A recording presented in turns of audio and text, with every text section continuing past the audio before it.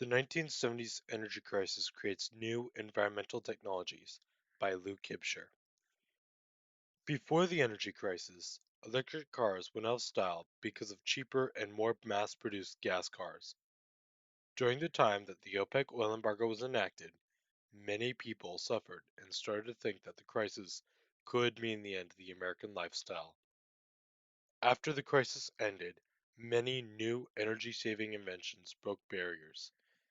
In the present day, because of this crisis, America has been able to break the very barriers that took electric cars out of style. Several different factors caused the energy crisis. Recently, before this event, OPEC placed an oil embargo which would cut production of oil in the Arab nations by 5% each month until the United States agreed to the post-war peace negotiations from the Arab-Israeli War. This war started in 1948. The main cause was that five Arab nations invaded territory in the former Palestinian Mandate after Israel declared its independence on May 14, 1947. On May 13, 1948, Arabian forces launched an air attack against Tel Aviv. This, of course, caused retaliation from Israeli forces. The following invasion on the former Palestinian Mandate was done by Arab armies from Syria, Iraq, Lebanon, and Egypt. Eventually, Britain also joined this fight. However, these forces only fought in areas designated by the United Nations partition and the Corpus Separatum of Jerusalem. With the help of the extra forces, the Israeli force gained the offensive. Although the United Nations issued two ceasefires during the war, the fighting continued until 1949. Israel and the Arab nations did not reach any kind of agreement until February of 1949. Under the agreement was the formation of many armistice lines. Israel gained some territory previously given to the Palestinian Arabs in the United Nations resolution of 1947, and Egypt and Jordan maintained control of the Gaza Strip and West Bank. These lines held until 1967. While the U.S. did not participate in the negotiations, they hoped that the instability in the Middle East would not interfere with the balance between Soviet Russia and the United States. However, while not fighting in the war directly, the United States maintained an arms embargo against all belligerents. This would later cause the Arab nations to use their major political weapon, the oil embargo of 1973. Before this embargo, OPEC also decided to raise gas prices substantially. These prices rose to about 400% more than what they usually were, with Americans not only paying more for gas, but not being able to buy as much of this gas. A crisis occurred. During this time, many Americans suffered. Over 30 million Americans lost jobs due to the energy crisis. Many of those affected feared that their way of life would forever be changed. This is an interview from Don Devenberg. What would I be doing now? Same damn thing they're doing right now, because they know that whenever they ask, the United States comes over and gives them more money. The money doesn't get her. The United States people, it's a way, our way of life. It's the way I'm living right now. You come in, you haven't got time. You come in, you spend an hour, and you say, here's what we'll do. Will you do this? Okay, fine. Well, you don't want to do it. Well, hell, we'll give you an extra $1 million. We're working very short now anyway, and if my cash flow were to stop right now, not only would I be out of business, but I would undoubtedly lose all this, and then I would owe maybe $250,000. And how the hell do you make $250,000 working for somebody else and support your family and then have to pay that debt back? So then what do? Declare bankruptcy? Then you're a bad guy for the rest of your life. This is a very common fear between business owners at the time. They also had to lay off many of their employees. I hope to Christ this country learns someday that they can't, money doesn't solve all their problems. Sure as hell doesn't solve mine. It's taken a lot of hard work by a lot of people. A lot of these people that have worked hard have sweated, have went the extra mile for us. They'll be out of work. 32 people out of work. Things got so hard during the crisis that Congress passed a law called the Energy Crisis Unemployment Compensation Act. This document was created to compensate those who became unemployed because of budget cuts during the energy crisis.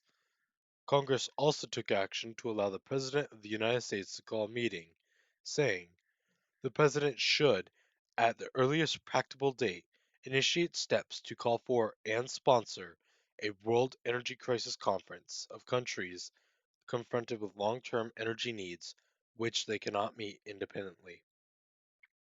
After the crisis ended, gas prices were still high. However, many Americans tried to invent new renewable energy sources. One of the representations for this idea was the A&P grocery bag. This paper bag promoted the use of clean energy sources. On it was displayed energy conservation. It's everybody's bag. This bag was produced in 1973. Another couple of new ideas were the Ready Kilowatt Puppet and the 45 RPM record Energy. Both of these products were made and distributed all throughout the 1970s.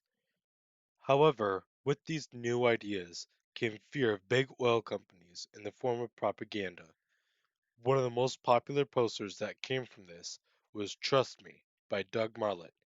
This poster was displayed in 1973 and 1974.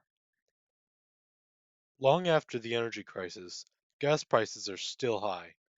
This event took place nearly 50 years ago, yet oil prices have stayed high. However, America continues to see decreased imports and increased production of oil. In the words of President Jimmy Carter, Point one, I am tonight setting a clear goal for the energy policy of the United States. Beginning this moment, this nation will never use more foreign oil than we did in 1977. Never. From now on, every new addition to our demand for energy will be met from our own production and our own conservation. recent data shows that Jimmy Carter's goal was mostly correct. There has only been a short period in time where oil imports have been greater than production since 1979. Another thing on the rise since the 1970s and 80s has been electric vehicles. Many new models for electric cars were sold. One of the most popular of these models was the General Motors EV1. This car was produced from 1996 to 1999. However, due to its design and battery life, it was taken out of production to be scrapped forever. This was a time of great economic and environmental change. Just this past year, in 2019, Tesla released the first electric truck. Many people thought that this was a barrier that could never be broken, yet Tesla accomplished it. Not only is the production of an electric truck impressive, but the specs are better than almost any other electric vehicle before it. The tri-motor all-wheel drive model can go from 0 to 60 miles per hour in less than 2.9 seconds. This truck can also travel more than 500 miles without being charged. Not only can the battery sustain itself for longer, but it is more powerful than most gas-powered vehicles. With a towing capacity of more than 7 tons, this truck pulls a Ford F-150 like it's nothing. In 2017, Tesla announced the release of its first electric supercar, the Tesla Roadster. This vehicle's battery will last at least 620 miles before needing a recharge. The Roadster also has a 0 to 60 mile per hour rating of 1.9 seconds. That makes this car the record holder for fastest acceleration in a mass-produced vehicle. These broken barriers could lead to the creation of even more barriers being broken as the world sees the increase in production of electric vehicles once again. In conclusion, the energy crisis of 1973 and 1979 were major events in history. These changed how Americans would view conservation forever.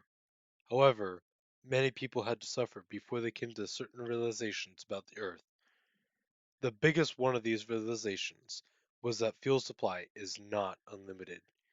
This led to many new inventions dealing with conservation. These ideas could potentially end up helping humans preserve the environment they live in.